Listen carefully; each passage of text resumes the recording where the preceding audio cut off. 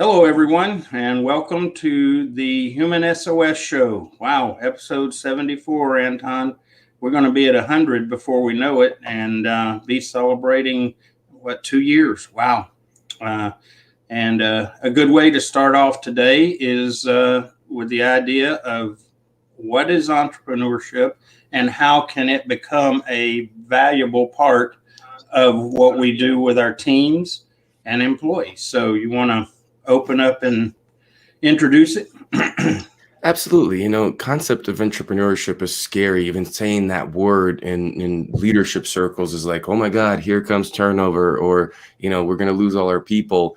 And me and Kev want to touch today on a slightly different view of what it means to have an entrepreneurial spirit within an organization, right? What does it look like? What is it about? But as always, we'll open up quickly with an HR relevant article, something that we see in the news that's very fresh and they may be, educational for you. But I think we got a couple shout outs here, Kev. Yeah. Welcome, Jane.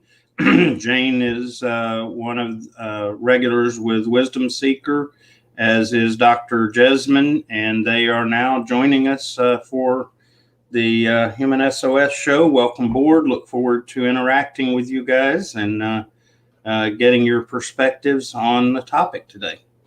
Yeah, thanks for coming in at a different time. We're kind of getting earlier. It's dark in my house still, but it's a good time for everybody, hopefully. But yeah, as we mentioned, we're talking about creating an entrepreneurial spirit. But before we do that, we'll cover just our quick HR news article. And today we're talking about employers choosing carrots over sticks to lure employees out on site. I think the title is a little bit, kind of crazy because you talk about luring something. It's like it's a bad thing, but really focusing on the higher level of it is that instead of forcing people to be at work, employers need to incentivize people to be there. And we talked about that a few weeks ago, just kind of in passing. And I saw this article and I thought it'd be relevant. And some interesting points on there have to do with what kind of, statistics we have. So in June, ITAM and Stanford University, they surveyed nearly 50,000 working age Americans and found out that 58% would comply with their employer's directive and return full-time to business premises. 36% would comply, but immediately start looking for other jobs that would allow them to work from home. And 6% would completely quit. Right. So trying to mandate this thing and say you have to come to work is not going to be ideal. And we had mentioned that before, that we need to find incentives to do that. Now, some things that they're mentioning here companies are doing is going to be creating, they're paying for parking. They're allowing people to come in and be able to cover their parking costs. And it's a company that's doing that in Boston. The other one is having lunch delivered and to whoever's working in the office on any given day. So just small things like that companies are doing. What are your thoughts on that, Jeff? Well, my first question would be, of the 54% that said they would comply, how much, how many of them would really comply but be dissatisfied, and as a result less of a performer, and so on? In other words, yeah, they will comply, they will be there, but are they going to be there fully engaged, ready to go? And I'd love to see that stat addressed, because my suspicion is, yeah, 54% will do it, but they're going to come back. They're going to, even if they stay with it, they're going to have a bad attitude. They're going to, they're just going to give it minimum effort. Just a thought. And absolutely. And one of the things we talked about, I believe last show or the one before, was the whole concept of remote working from home. I believe, what was the term that we came up with? Strategic flexibility. Yeah, that was it. And I think that's what has to be embraced about all this, is not that we're just going to throw out one way of doing this.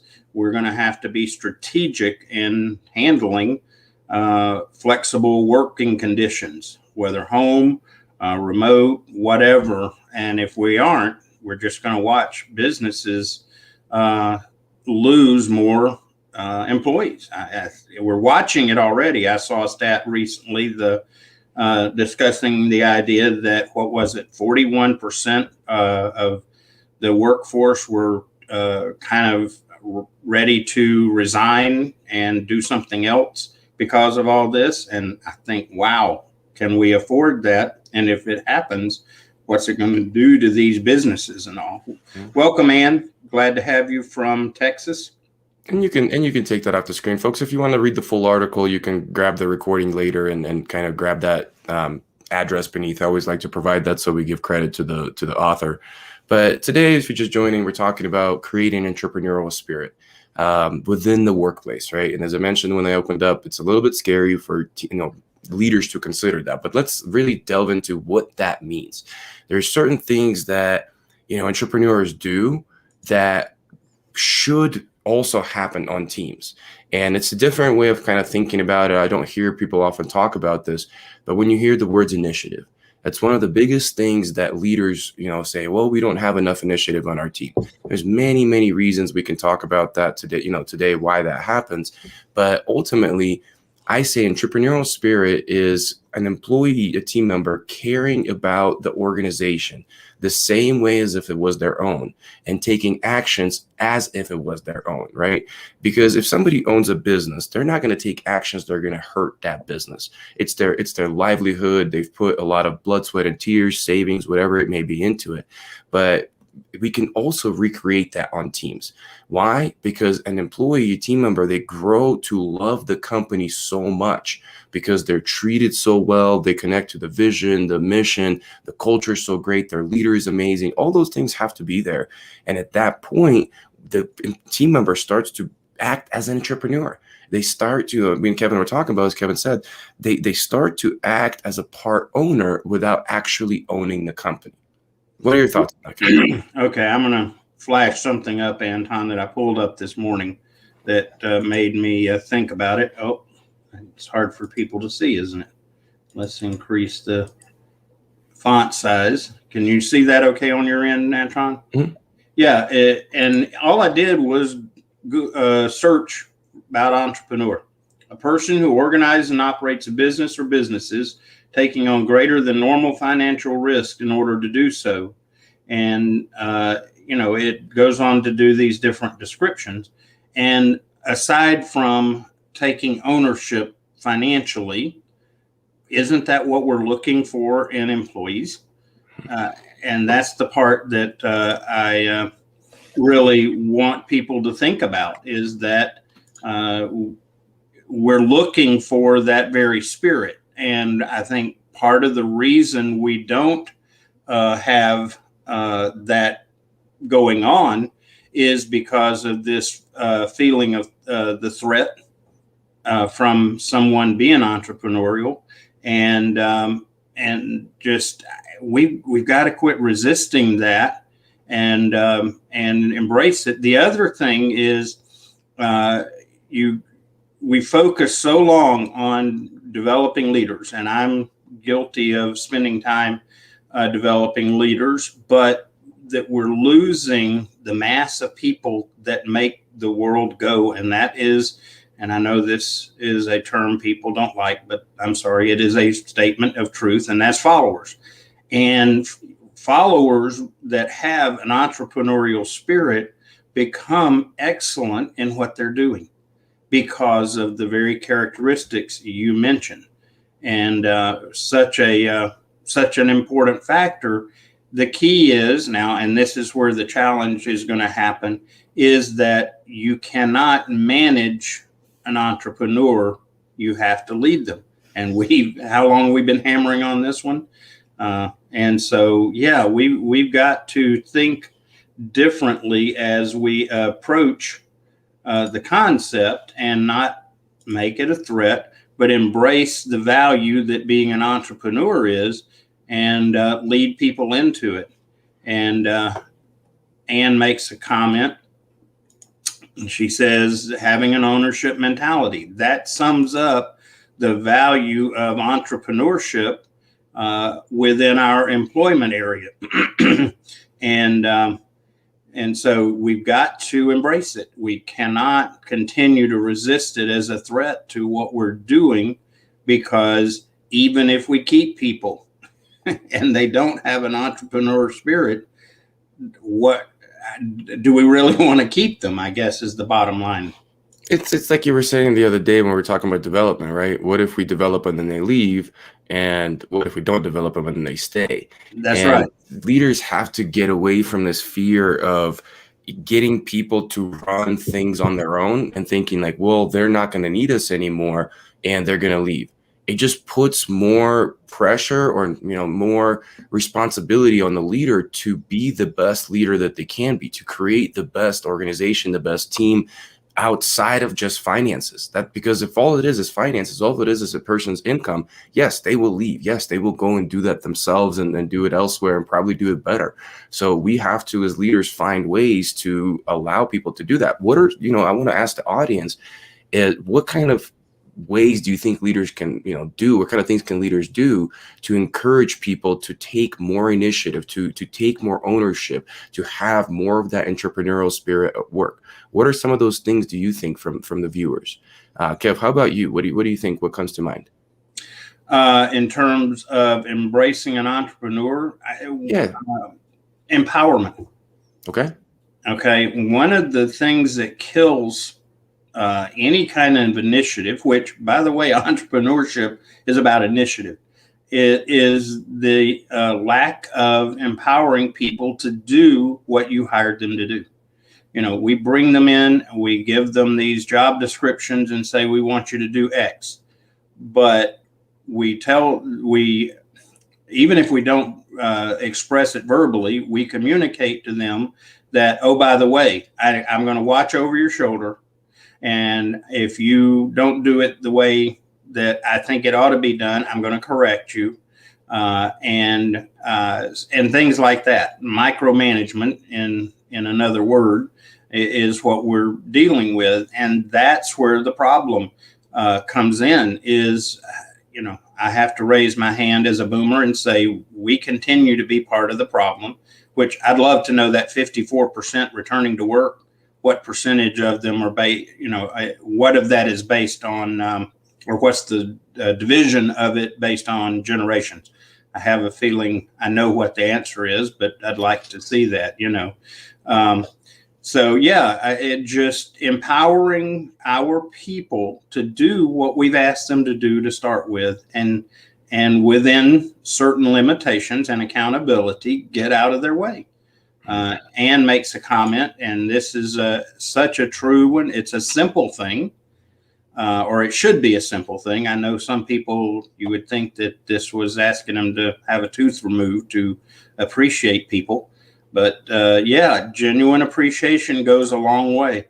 And it really does. It can, the right time for the right person can turn them around even. I'm talking major shift in their attitude and their behaviors just by appreciating them, helping them feel valued. Well, I think those two connect very well, right? Empowerment and appreciation. Empower them to take action and then show appreciation for that action. And it creates that chain of events that is going to do what? Create the next action without necessarily having to ask them do that, or all of a sudden ideas start to flow, right? And we know that as a leader, we can't come up with every answer, and we shouldn't, and we're limited. But when we start to create that empowerment, we start to show appreciation, all of a sudden things we never thought about possible for the business, whatever those things are, start to come in and start to happen. I come from a facility maintenance kind of place when I was running gyms, and cleaning was a big deal. Cleanliness of a gym is one of the biggest priorities to members. And I embodied this entrepreneurial spirit because I felt that it's because because of the way I was treated. I felt that was not just a representation of my company. That location, that facility was a representation of me, because I felt so ingrained into that company. I felt so ingrained into that team. I believed in its vision, its mission, and understood that people come here and we serve them. And what did I do? I cleaned when nobody asked. I did things, wiped down all the time. I became so good I could clean the entire gym in an hour by myself. And I'm talking about, it was a humongous facility because I knew the exact, dirty spots or whatever, long story short. But why was I doing that? Because of the things you're talking about. but I also found pride in what we did, right? It connected to that vision. And I think that's another piece. If you want to create entrepreneurial spirit, find ways to connect personal vision to company vision and Mm. regularly talk about that. And then after that, connect the actions back to how that vision is being pushed forward. When that happens, that employee starts to feel not just empowered, not just appreciated, but purposeful. And that's Mm. another piece. A lot of entrepreneurs, why do they start a business? They see something that's a problem and they want to solve it because they want to create purpose. They want to create purpose for themselves. They want to create impact. That's another thing that we can talk about. And that in turn creates those initiatives that lead to great outcomes. Welcome, Rosemary, from Sydney. Rosemary is one of my regulars. She's stays up late at night. It's about 10 o'clock, I think, her time. And so she is a real committed regular. So thanks for being here, Rosemary. Look forward to hearing your thoughts as well today. Let's see. James has offered some thoughts. So you're describing the network marketing industry, which is all about entrepreneurship. Bringing that same entrepreneurial spirit into an organization is a great idea. That's why many people who have a job also have a side business in network marketing. Entrepreneur mindset energizes them even at work. So true. And in fact, one of the things I think that, again, we make a mistake, and I think it's a manager versus a leader perspective is, well, you can't have a side job. You can't have something going on. You got to be all about only what you are here. And that will kill this entrepreneurial spirit and heartbeat. In fact, I had a personal experience, had a client that I was contracting with, and this owner actually came to me and said, you cannot do anything else but contract work for me. And if you do, I'll terminate the contract. And I thought, first of all, it's pretty arrogant to come to me and make that demand, that regardless of if it's my time or whatever, I can't be doing something else. And I understand the non-compete aspect of it. That wasn't even a factor. It was just doing something else. And that, I thought, and when that came about, I immediately lost any incentive, initiative to really do well. At that point, my mindset even shifted, at least temporarily, to, well, okay, when I'm working for you, I'll do what I've got to do, but nothing more because of your approach. And I don't think I'm weird in that. I suspect a lot of people feel that way. Welcome, Karen from Florida. Glad to have you today. Good to see you, hear from you. So, and what you're talking about is a very common thing, right? And it's symptomatic of much deeper issues on that team, right? There's not just, it's not just about non-competes. It's not just about that. It's lack of trust. It's meaning that you don't trust me as a leader to manage my time how I need to accomplish what you need me to do, while I also do what I want to do, what I'm passionate about. And I'm glad that, Jane brought up this point about, marketing being this kind of industry. Consulting is that kind of industry as well. Coaching is that kind of industry as well. And that keeps growing and growing because entrepreneurship is becoming so rampant. And people are realizing that there's a lot of amazing entrepreneurs who need a lot of freedom, and we can still learn from them on teams. We can still have them as part of teams and create that strategic flexibility that we talked about previously to allow for that to happen. But like I said, if a leader is against that, I'm telling you, there's deeper issues than just them trying to protect the company, and they just need some leadership development, honestly. Yeah. And I think that we need to start a new hashtag. Hashtag strategic flexibility. I think we need to incorporate that into our hashtags as what we do. Because it's not just about working from home, right? That is a really broad. That's correct. I like it. It's really broad. It means a lot of these things. It's giving people ability to express themselves how they see fit, to motivate them the right way. Yep, exactly. All right. Will you pop up the slide that I had there. Sure. So I've talked about this before, in a few episodes. We've had kind of a series talking about servant leadership, and what this is, if you haven't seen this, folks, this is the results pyramid. And a lot of times when leaders try to achieve different results, they want certain key performance indicators to happen. What do they do with their team members? They force different actions. They constantly try to just develop them, push them, motivate them, inspire them, incentivize them, whatever it may be. But all of that is always short-lived. They instill an action, it breaks down, the new action breaks down. Why? Because the core, the underneath, really the roots of the issue are not being addressed. Because actions are based on beliefs. If you want a repeated action to keep happening, that action has to be rooted into a belief, but a belief is rooted into an experience. So if tying this into entrepreneurship, if their experience is lack of relationship with their leader, if they are not supported, they're not feeling cared for, that's what they believe. Are they going to have entrepreneurial spirit and take initiative and do the things to advance the company's objectives to achieve those KPIs? Just enough to keep their job. That's the answer. But that's not entrepreneurial spirit. Entrepreneurial spirit is them doing everything they can as if they would, like it was their own company, to advance these key performance indicators, because they know how important they are, because they tie into the culture, they tie into their beliefs, they tie into their values, and they don't want to see them fail just the same way as they wouldn't want to see their own company fail. Yeah, definitely. In fact, Rosemary makes a comment that is an exemplification of this. I'm the one who sweeps the floors, makes the tea and the coffee, and just does what else needs to be done so that others are able to just get on with stuff. I am described as a servant leader. Not only are you described that way, Rosemary, you are.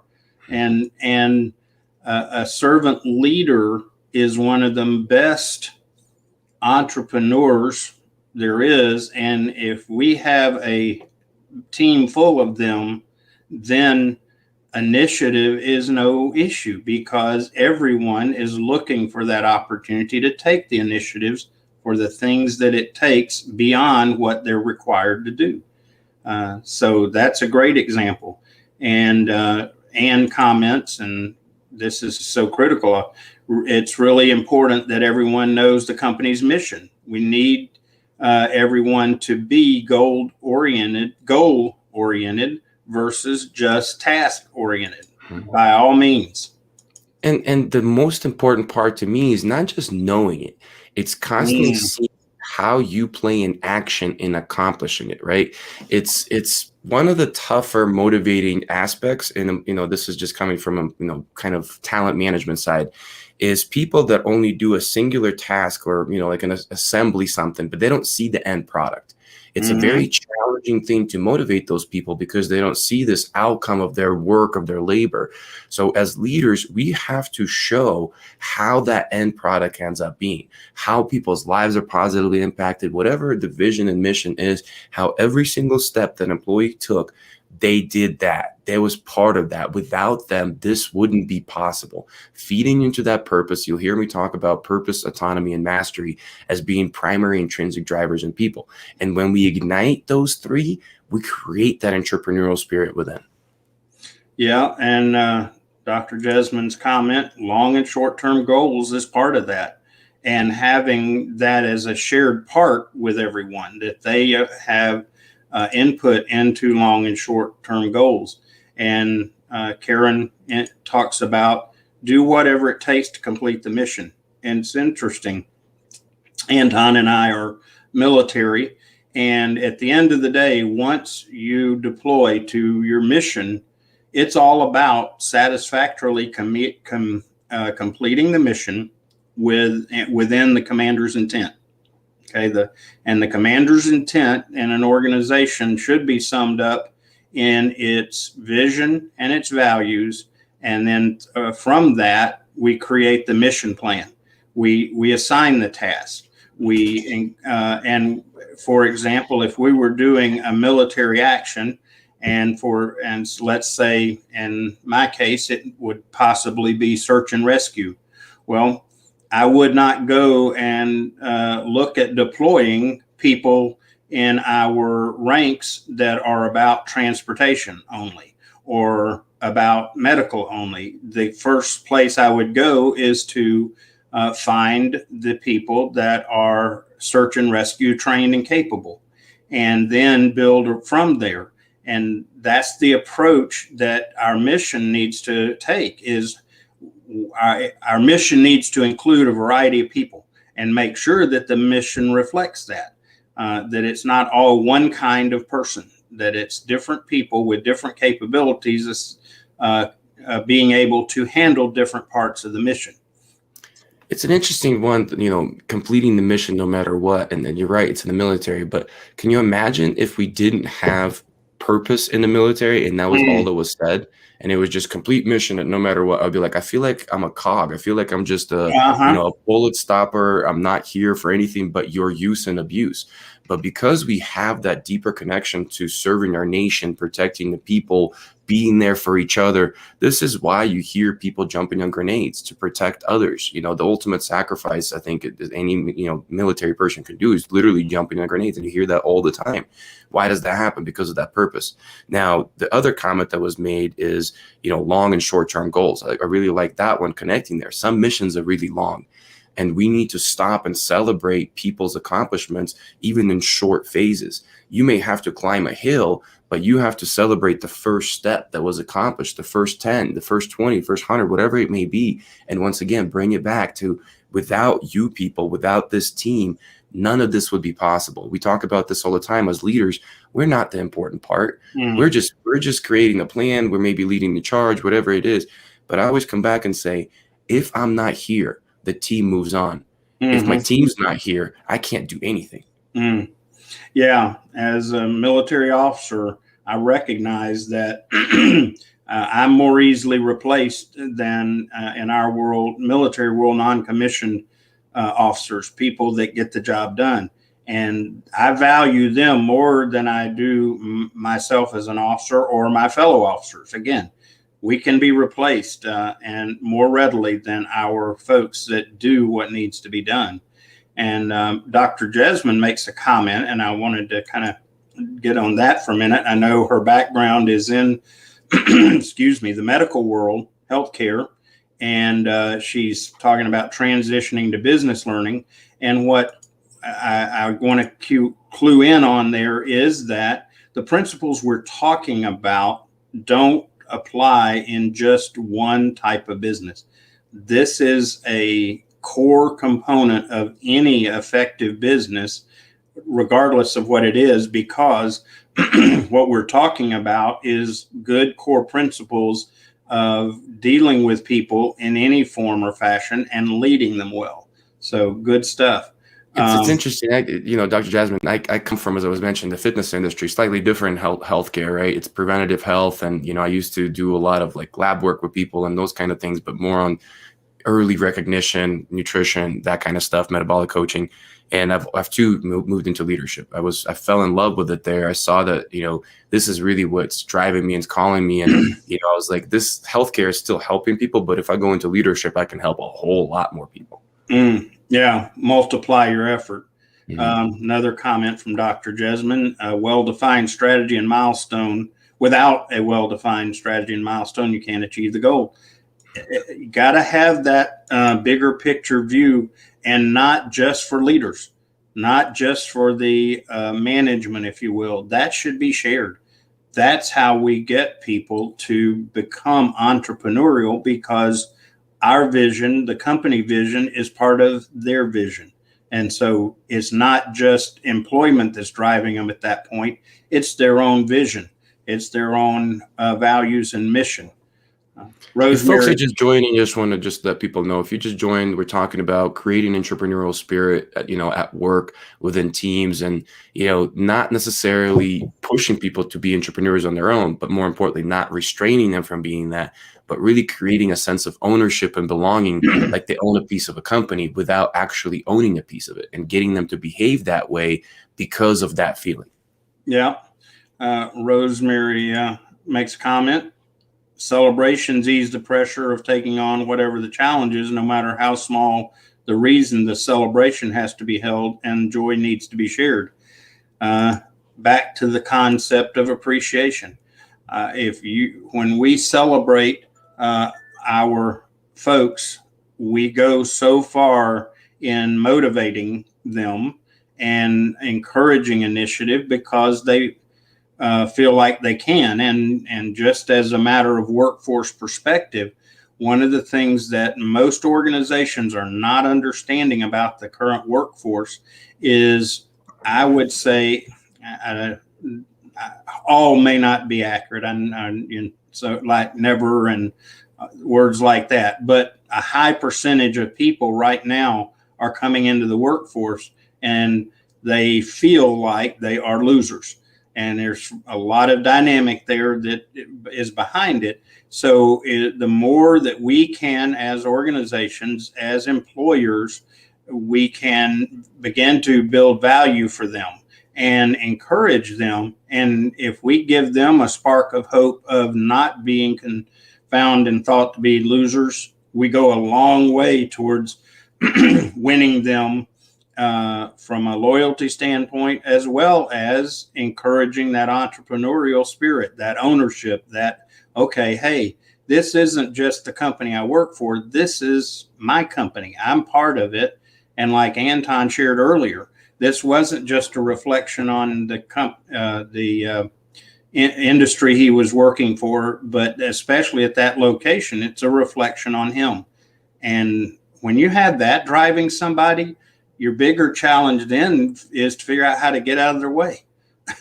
No, it's interesting because I hear leaders all the time treat this like your second home. But am I being treated like this is my second home? Right? Is this how it is, or this is just something you're demanding from me? But I want to keep extending this to the audience. What other tips do you have to try to foster that entrepreneurial spirit within teams? How do we get people to feel like they're part owners of a company without necessarily being? Or honestly, maybe that is some of the answer. I think that's a obvious one that we haven't touched on, is actually creating employee ownership of companies. If your company is small enough, a small percentage of that company can be owned by employees, a fraction of it, a tiny amount. And that's a kind of a more of a stick and carrot, kind of a carrot, situation where we're not necessarily intrinsically, but extrinsically motivating, but it's still, some people would care about that and they would want that. But for me, one that is really important is seek input, right, from your people. Seek that input. And I mean, seek it, try to dig for it as much as possible, do everything you can to get it, and act on it. Because I've seen that the second part is just as important, if not more important, because I see leaders do this where they try to find, try to get input because they feel like, oh, we have to brainstorm. We understand that if people have say in what we do, then they're more likely to act on it. True, that's how we create ownership. But then oftentimes the leader still goes make the decision, and it was just a smoke and mirror show to make it seem like we brainstormed, but nobody acted on it. And I'm telling you, nothing kills entrepreneurial spirit more than constantly providing input on what you want to see done better and improved, and then nobody acting on it. Yeah, I have, and now I guess I'm going old school here, but I have vision of, there was a time where the big thing among companies was to put up the comment boxes, put them up all over the office. But what happened with a lot of them is you walk by them and they are dusty because nobody's ever opened them or whatever. And sometimes they're full of something that has never been addressed. So just the act of asking isn't the solution. It has to be acted on. Very important part. And welcome, Nivara. Glad to have you, and appreciate you being here and weighing in. Jane makes another comment, says, like the network marketing industry. By the way, Jane knows this industry well. She works with an organization called Legal Shield. And so if you're interested in that, be sure to reach out to Jane. Every company should encourage personal development. Help employees engage in self-improvement, such as reading, watching TED Talks, podcasts, so on and so on. To sum it up, teach them to think. Imagine that. Novel idea, but wow, Grow not them in limited. their strengths too, right? Like as an entrepreneur, that's something that we're usually going to build our company on. We're going to build our company on our strengths and what we're good at.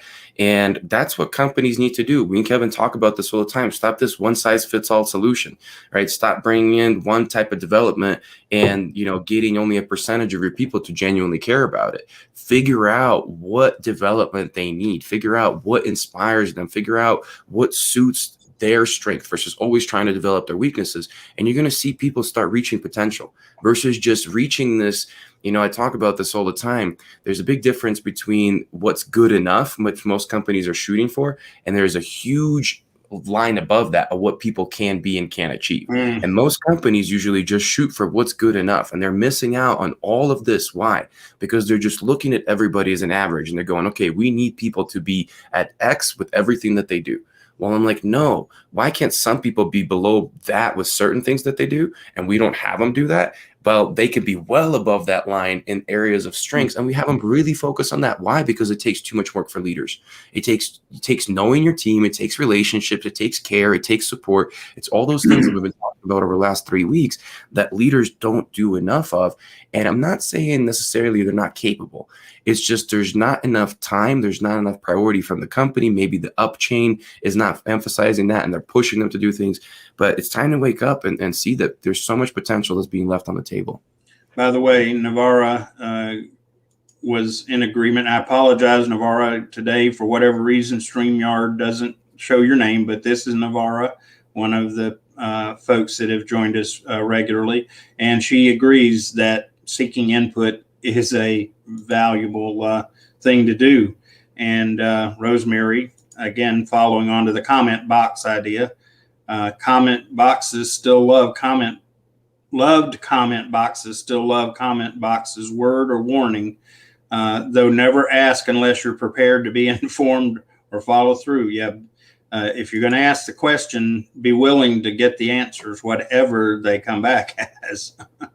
So, seeking all types of communication channels, right? We have to find ways to, especially with modern world, there's so many different communications channels that exist. If it's not in person and we're sitting there brainstorming, comment boxes are an easy way to make it anonymous, right? I like anonymous feedback. It's my favorite feedback, where people are just giving you their truth without fear or without any other, consequences that can happen, because that's when people usually tell you the most. Anonymous surveys, right? You can periodically send out a very easy thing, Google form, Survey Monkey, you name it. There's so many different ways we can do this. But leaders taking the effort and saying, what must I do to find that input from people? And how many different ways do I have to go about it to get as much of it as possible? And with the remote work, strategic flexibility, all that kind of stuff, we have to become creative. Yes. And I tell leaders, I deal with field leaders training, so they're the ones out on the front line. And I remind them, in this world today, if you do not ask the people you're responsible for what is their favorite way or favorite channel of communication, and you don't know that, you're going to have a problem communicating with your total team, because 3 primary channels we have and use today. One of them is phone, which is the old school approach. The other is text messaging and emailing. And if we don't know what our team members prefer and don't incorporate those different channels, then we will have communication problems. Communications missed, communications not responded in a timely fashion, and so on. Just that's such an important thing. Just like knowing their strengths, all part of that. And you keep using that L word, Anton, leadership. The key is what we're indicating or explaining in a roundabout way is you can't manage people anymore. You've got to lead them. You got to be a manager too. You can't ignore the important parts of being a manager. We still have to keep up with stuff. And if we don't, we're kind of flapping in the wind. But so those are all important. Excuse me. Ann makes a comment, says, glad you brought up strengths. Know every employee's strengths and reward them when they succeed. What a difference operating in our strengths makes. Yes, uh, again, the whole idea, you've got people, majority of people coming in the workforce that are already feeling like losers. And then you tell them, oh, by the way, part of what you've got to do is you've got to do this task, even if though it's not your strength. And what do you think that's going to do to them in terms of motivation? They're going to go, oh no, here I go again. I'm not good at this, so I'm going to fail. And as a result, I'm going to compound the problem. Whereas if oh, go ahead, sorry. I just want to say, you put them in their strength and they succeed, then all of a sudden the loser image starts to diminish. And it's just knowing your team. You're going to hear us say this term. It's one of the principles that we at Prospective Force embody for leaders, and we try to teach, is that you must know your team. It doesn't just mean their strength. Yes, that's important, but you also need to know their weaknesses. You need to know where those are, sometimes how to avoid them, and sometimes how to navigate them. Because unfortunately, in business world, sometimes people will have to engage in some degree in areas that they're weak in. And that's where you have to really understand as a leader, is that something do I spend a lot of time in developing, or is that something I'm getting them out of, or I'm taking on that task myself to help them not get bogged down and feeling like a loser because they're spending so much time in their weaknesses? Well, and knowing their weakness, I believe you talked about this last week, is that there are times we have to ask people to do things that's not their favorite, they're not their best area for whatever reason. Somebody's out, the overload in a given area. But if you know that's a weakness, then you go to that person and say, look, I know this is not your area, and my expectations are going to be with the understanding this is not your area. But in this case, I really need you to be willing to take a risk and do this the best you can, because we just got to have all hands on deck in this area. And when you lead it in that way, you've taken out a lot of the risk that they would otherwise assume, and and motivate them to go, okay, not my thing, but hey, I'm part of the team, and this is something I need to do. So even then I will step up, versus if you go to somebody and we demand of them that they do something that they are not good at. I can tell you, and you can kind of write this one down on paper somewhere, that you're going to, at best, get minimal compliance, and at worst, you're going to get resistance. And in certain cases, you're going to lose them. Bottom line. Rosemary's got a good comment there. I like that one. Yeah. Pop it up. Yeah. We need to stop looking at potential. I have the potential to be a brain surgeon potential without willingness is just a waste of a word. And 100% that, ability, a potential is desire, and then ability to reach it, right? I think that's the other component too, is we as leaders got to get out of the way or create a bridge, right? I think that's something that we can do as leaders, create a bridge to get people from point A to point B, cross over certain things to really unlock that potential. But I like that, because we talk about potential all the time, but we forget that desire. We forget that we have to ignite that as leaders. Or it may be already slightly, there's a fire is already there. We have to kind of stoke that fire, right? Build that fire using that metaphor and really create a burning desire to want to reach that potential, tying back into strength, to development, to, aligning all those things to the vision and mission of the company. Now you got a winning methodology. Well, and to continue hammering the same topic, know your people. Know if they even have that potential. And an effective leader has to be able to do that.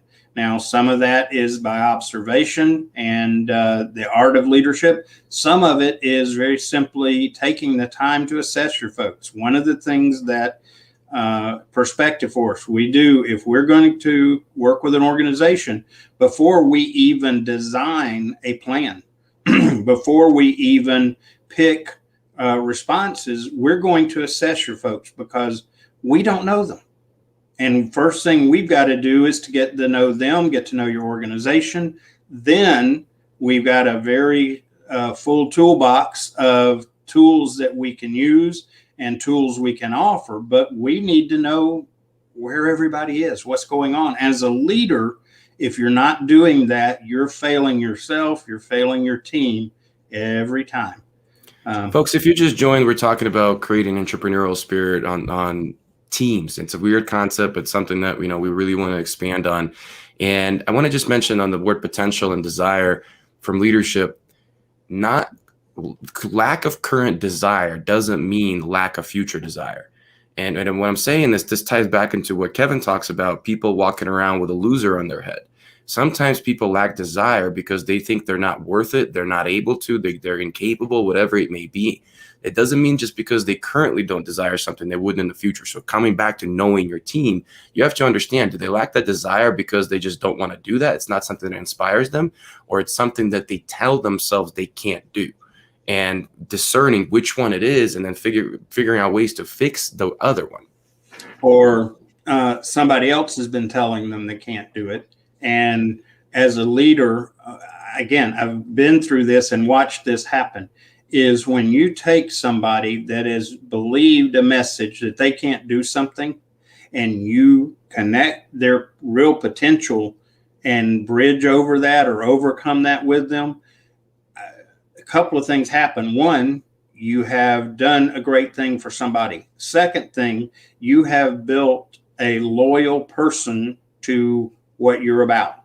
And third, you have unlocked something that not only is capable, but is driven by a new understanding of, wow, I can do this. And if you have people with that, wow, I can do this mindset, again, your biggest challenge is get out of their way and continue to facilitate what they're doing towards the common goal and towards the mission and vision and everything.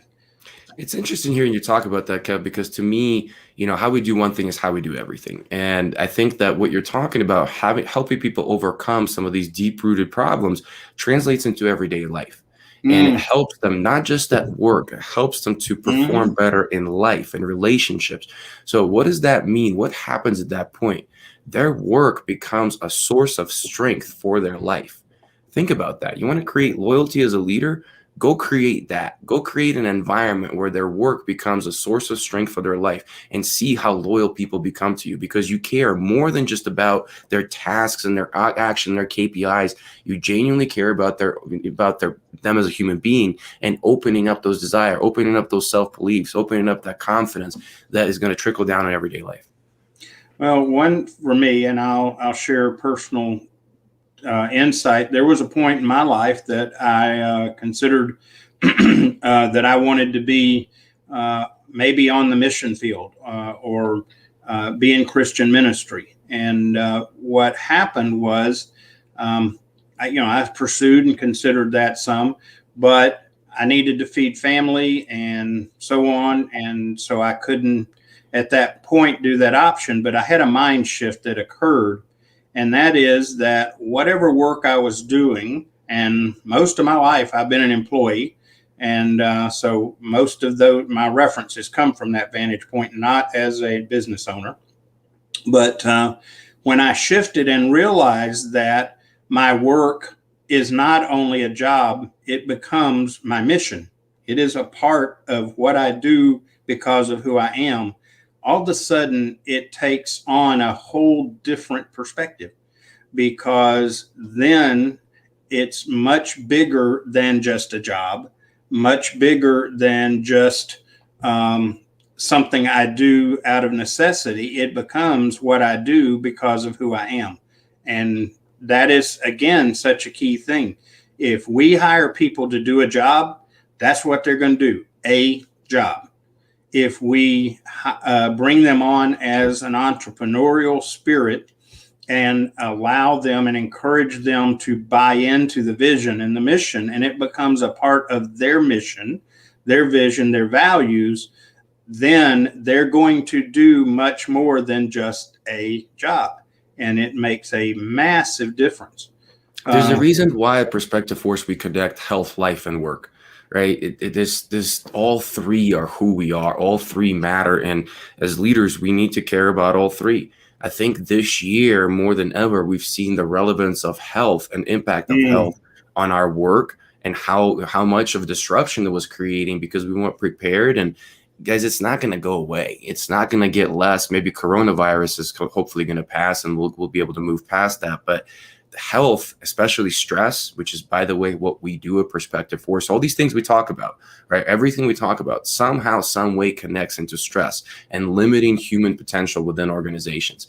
And we have to look at complete human beings, not just these cogs in a performance wheel. And welcome, MD. Let us know where you're joining from. And I believe we're doing well and blessed. I want to get back. We've had a couple of comments. I like to be sure and share these because y'all's thoughts and ideas are such a important part. Rosemary says leadership is showing up every day, setting the standard so that others know where the tolerance line is and never accept anything below that line. People know never to use slang terms around me. I'll accept a reason, but never an excuse. People know I will never ask another person to do something I would not do myself or something that I don't believe they're capable of doing. And Rosemary, in a word, you have described well role modeling.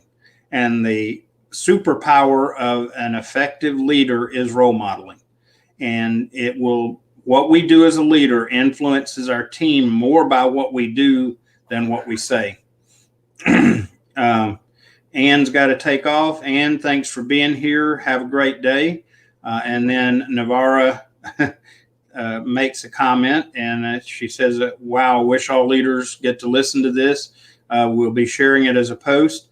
One thing that, if you'll notice, we talk about across the bottom of the screen, the hashtag Human SOS movement. What we're doing is about a movement. It's not about us. It's about a movement. And yes, what we hope is that you all will become a part of that movement to take and change the work environment, and that it will become another part streaming across the bottom slowly. So I'm kind of doing a little song and dance as it comes across, but it's about the ecosystem. Organizational ecosystem, or which is another aspect of culture, if you will, is such a key part. And then Jane makes a comment. When you help a team focus on growth, teamwork, and positive mindset rather than focusing on problem areas, powerful growth occurs. Team works together instead of competing against each other. So important. And then Rosemary, my work asks others what their future is not, or future is not what is expected, but what it is. It is not strange for people to speak rat race answer, run through the maze day in and day out without a look sideways to see what else is possible. When the question is posed, what is it that you want to do and how do we get there? The outlook changes. Yes, perspective changes. And when you have people, when you get this outlook change, you have had many people do truly amazing things. Yes, it's inspiration and motivation over authoritarian dictatorship, if you will. And that's where our big shift is going to have to occur, or we're going to continue to watch the decline of the workforce and therefore companies, because last I looked, if you're a company and you've got several hundred employees, you have that many people for a reason. And if you don't have that many people, what's going to happen?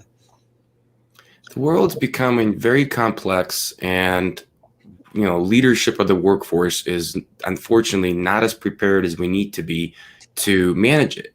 And people's desires, and they want to do different things. And this is connecting it to entrepreneurial spirit. If you haven't focused on building this, whatever you want to call it, may not be entrepreneurial spirit, maybe initiative, maybe care about the company, whatever it is, a combination of all those things. That's why we're saying those two words.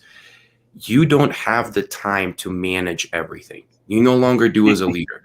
The world is way too complicated, and you need, as we would say in the military, boots on the ground that are running the show without you necessarily having oversight on everything. And if you're trying to do that as a leader, you're heading for a failure without a doubt.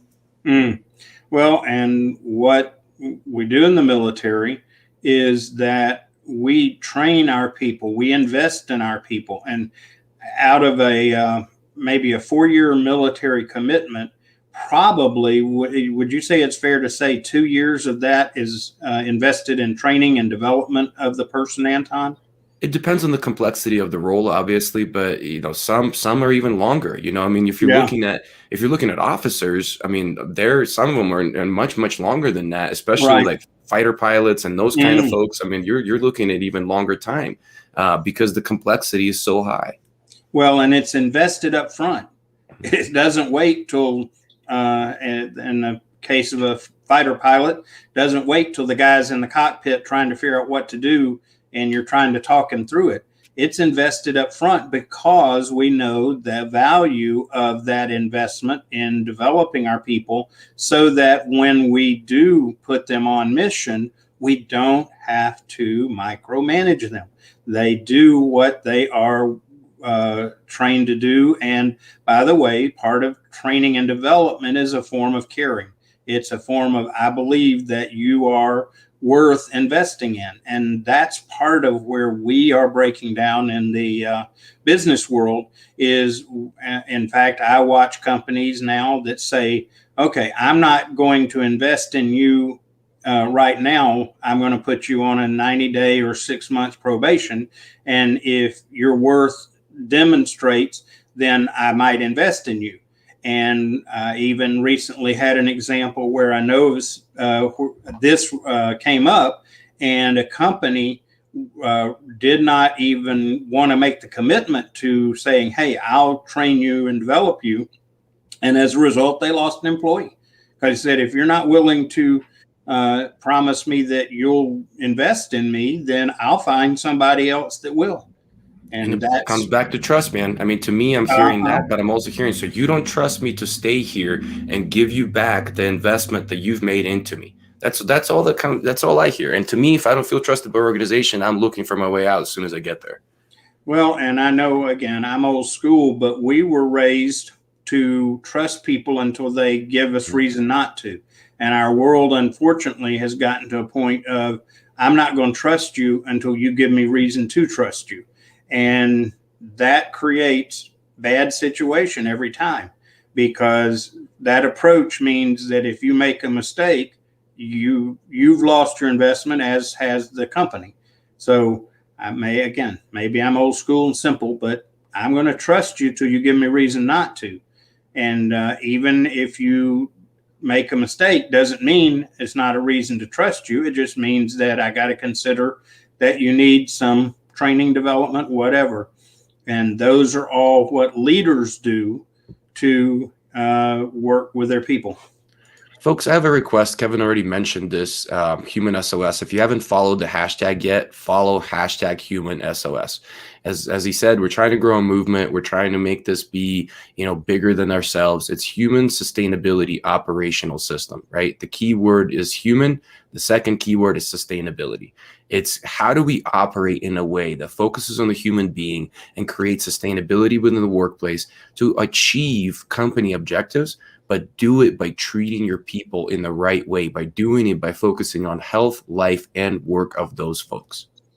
Yeah, and a couple of things you could do as part of that movement, in addition to just following the hashtag, is to share with your friends, your colleagues, your anybody in your work world about what we're doing, and let them know we're here, and let them find out for themselves. Because, as I mentioned, we've done 74 hours of free training, and it is out there for anyone to approach. One of the things that is at the heart of our organization, our company, is that if we can help you just by providing you some information, it's there. If you were to take our 74 hours of video and watch it, you will have taken a course in leadership. You will have taken a course in terms of health, and you will have taken a course in developing an organization, because we've put that out there. It is free. I'll even post a link to where we have this, all of this put together, and you can hit one link and go to all of our prior, find all of our prior episodes. So share it with whoever you think needs to share it. And then one other thing, if you all, as a part of what we're doing today, go to our website and you see it on the screen and take the assessment that we have out there. It's free. And just so you'll know, it's ultimately based on the idea of dealing with stress in life and in work. So encourage you to go and take that assessment. And we're not going to hound you, but if you think your organization could use this assessment, have them do it. We will even go so far as to offer, if an organization does this for their team, we'll do an interpretation for it free. And so the idea, this is not just about making money, which, you know, we need to do that. But at the end of the day, it's a movement. It's about changing what's going on in our world, in the business community. Kevin, I have to answer Karen's question, because I know we're basically at our time, but just real quick, how do you address to leader with the mindset of trust but verify? So, and Kev, I want you to take a stab at this too, but mine is going to come back to the picture I showed earlier, the results pyramid. If we want them to take a different action, we have to reinstill a different belief. And that's ultimately what we're trying to do. We're trying to break the belief that they need to verify things and they can't just extend trust. But it comes back to the experience.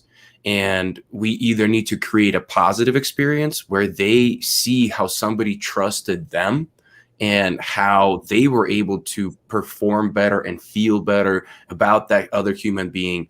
Or we need to show them what that experience feels like when they feel not trusted, and make them understand and become aware and create a lot of emotional intelligence around that aspect to break down that belief. Because until we break down that belief through an experience, I think the action will always repeat itself.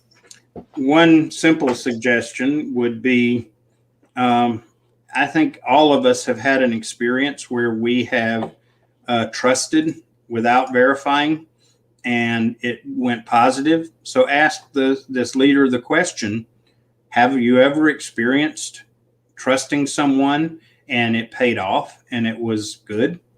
And just help them find that experience for themselves and consider that is a good approach. And because most people trust but verify is because they've had bad experiences with trusting. Remind them of the good experiences and to consider revisiting that. And I think that will go a long way if they're a leader. If they're not a leader, if they're a manager, and trust but verify makes me think manager more than leader, consider that they need to look at opportunities to find out about how to become a leader versus, or how to be a manager leader versus just a manager. So hope that helps, Karen. We are a little over time, so thank you, everyone. We appreciate you and being with us. Remember, again, reach out, share with others, help them become a part of the Human SOS movement so that we can hopefully help improve organizations and their culture and make it humanly sustainable. So God bless everyone. Thank you so much. Have an amazing week, and glad y'all are with us at the new time. Tell others that we have shifted gears and we're here, and we'll be each week. New time now, 8 a.m. Eastern on Tuesday mornings. Join us, come back, be a regular. Thanks, everyone. Take care. Thanks, Bye-bye.